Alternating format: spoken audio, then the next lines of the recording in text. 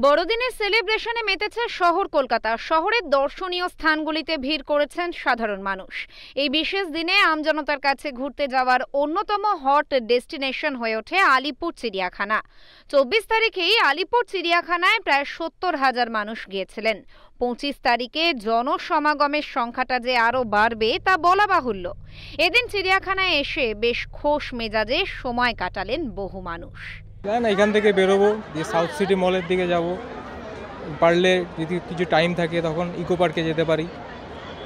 মোটামুটি অলমোস্ট ঘোরা হয়ে গেছে, তো এবার বাইরে যাওয়ার প্ল্যান করছি। অনেক কিছু প্ল্যান করে এসেছি, এখনো সবে ঢুকছি, দেখি কতটা কি হয়, কত দূর যেতে পারি আর কি। আজকে চিড়িয়াখানা বাদে আর কি প্ল্যান করছেন? অনেক প্ল্যান আছে। না, চিড়িয়াখানা থেকে বাড়ি, আর কিছু নেই প্ল্যান।